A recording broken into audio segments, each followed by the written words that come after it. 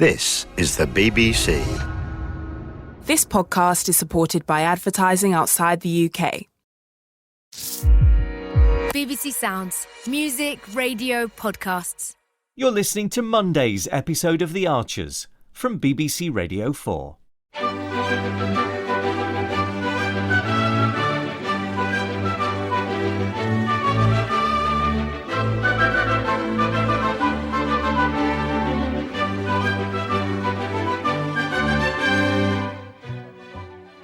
I can't believe we're really doing this, Alice. Oh, we better be, or I've got Mum and Dad looking after Martha for nothing tonight. Social speed dating, though. It looks like it's going to be busy. Maybe everyone's the same as us. They just want to find out what it actually means. Oh, come on. It's obvious, Amy. Is it? Yeah, we're all going to be very sociable. At high speed. Yeah, exactly.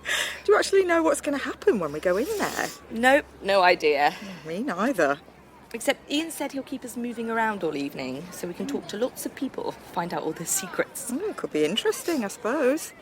Though, I guess if you start getting on well with one person in particular, you know, Alice. really getting on. Look, there's nothing to stop you going off for a drink with them somewhere else. Stop trying to fix me up with a bloke. I'm not. I'm not looking for a date. Yeah, but if it happens... This isn't that kind of thing. I'm just saying, we should be open to possibilities. Yeah, and I'm saying, let's get out of the cold before my ears drop off. Yeah, let's. As long as you're okay with spending a whole night in the pub. Yeah, totally. But I need a social life as well. Yeah, you do. Okay, let's do this thing. Have you seen Hilda, Gran? Oh, she's just having a little snooze, aren't you, dear? Has she had her tea yet? I gave it to her an hour ago. Oh, sorry. It was my turn, wasn't it? I could see she needed calming down after her upset. Yeah, I don't know why Uncle Tony always sets her off. He's simply no idea with cats. It looked like quite a nasty scratch. Nowhere near as bad as he was making out. Isn't it time you were getting ready, Kate? What for? Well, surely you're going somewhere nice with Jacob this evening. Right, he's running a workshop for Lovell James. Issues with the equine digestive tract. On Valentine's Day? A romantic meal with me or an evening of horse gas, and guess which he chooses. Goodness. He claims there's nothing he can do. It's been diaried in for months. Oh, well, if you're not going out... I can't face going to the bull on my own. It does give me the chance to ask you something rather important. Oh, Gran, if it's about scenes of old Sturchley again... No, it isn't. I'm now perfectly happy with how I've rearranged the wall plates. They don't look any different to me. Listen to me, Kate. I've heard you're interested in replacing Phoebe at Rewilding Ambridge. Oh, well, yes. You're not serious about it, are you? Can you believe this many people have bought tickets? It must be nearly the whole village. And some. It's packed out. Oh, Amy's having a real struggle at the bar. It's not as bad as a few minutes ago. It was 3 deep. Are we ever going to get a chance to join in, though, Rex? Oh, don't worry. Kenton's sorting out extra tables in the Flood Bar and the Ploughman's. Yeah, this must be the ball's best night in ages. Jolene says I'll definitely try it again. Yeah.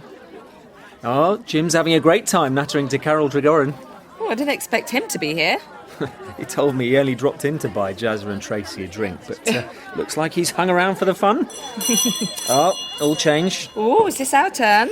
No, I think we need to wait till Kenton's back from the Ploughman's. I can't work it out. So, is Ian ringing the bell every 2 minutes? It varies. I reckon he just does it whenever things need livening up. Oh, he's got a wicked grin on his face. He's loving it. And Susan. Yeah, well, no wonder. It was their brilliant idea. Here's your drinks. Oh, well done, Amy. Oh, it's a total nightmare at the bar. Yeah, looks it.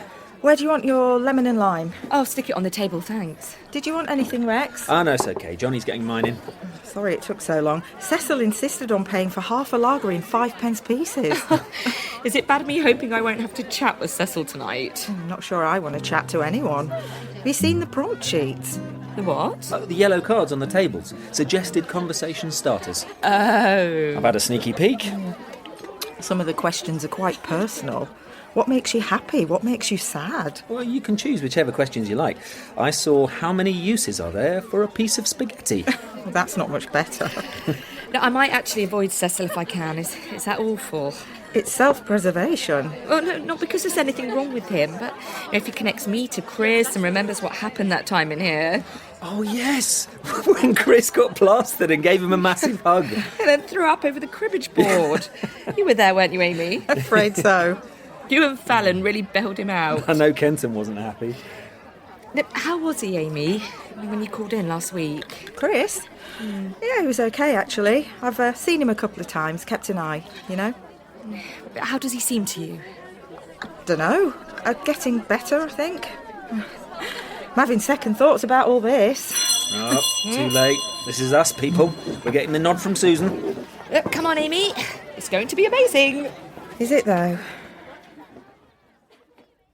With respect, dear, apart from your pony riding days, you've never been very involved with animals or wildlife. Gran, I grew up on a farm. Yes, and never showed very much interest in it as far as I recall. Oh, only because nature wasn't my thing then. But I'm not sure it is now. Rewilding Ambridge has already got longhorns and may need other rare breeds to keep the land grazed in future. Look, I'm quite happy to admit livestock isn't one of my areas of expertise. And what do you know about wildlife? Butterflies, birds, plants? Well, to be honest, absolutely zilch. So why on earth are you interested in taking Phoebe's place? Because it's not wildlife or farming skills I'm bringing to the party. Rex can still do most of the day-to-day getting his hands mucky stuff. So what would you do? Take over and expand Phoebe's role. Rex does the unskilled labouring and I do business vision and the public-facing side of the project. Well, that sounds like a lot of jargon to me. Well, that's just how the world is, Gran. Is it? I know exactly what I'm talking about. Don't forget, I've been in the background supporting Phoebe the whole time she's been working for Rewilding Ambridge. Is that so? I probably know a lot more about it than you realise. Well, I can't say I've heard you talk about it much before now. Ask Dad. I had some very significant input when they were developing the camping facilities.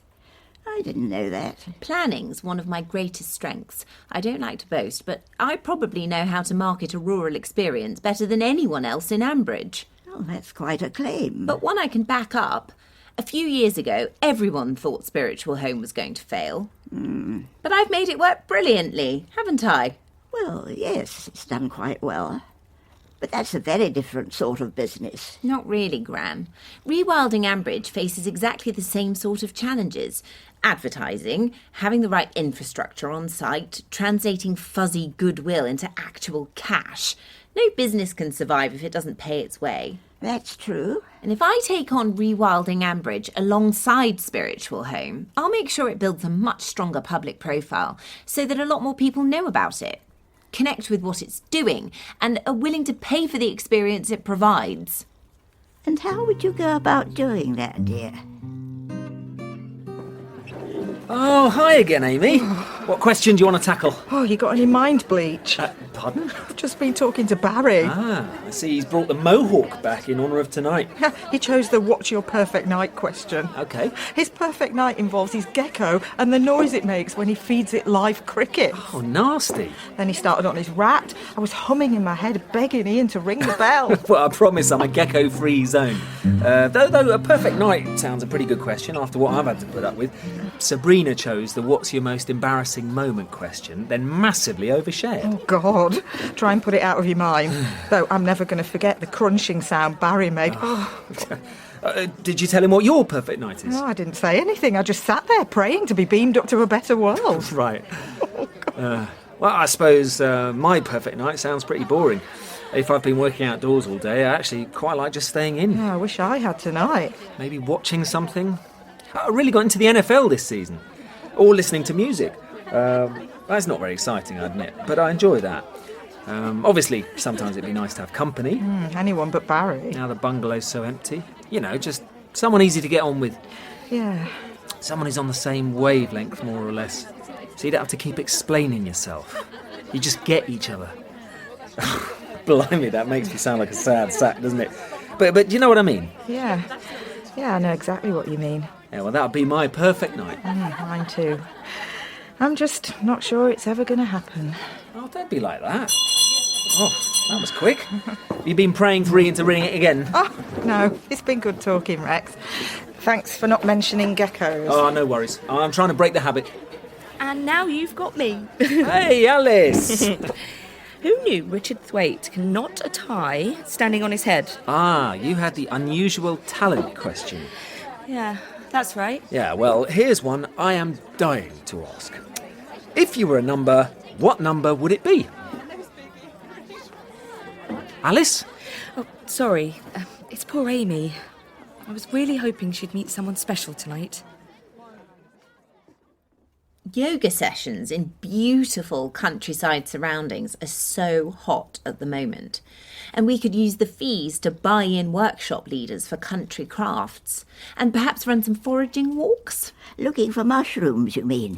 There's a lot more to it than that, Gran. You can forage for nuts, berries, roots, wild garlic, bittercress, all sorts. We called bittercress a weed in my day.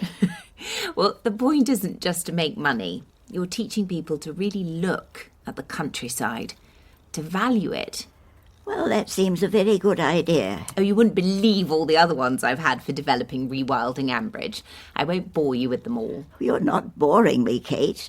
I'm actually very impressed by how deeply you've gone into it. Thanks.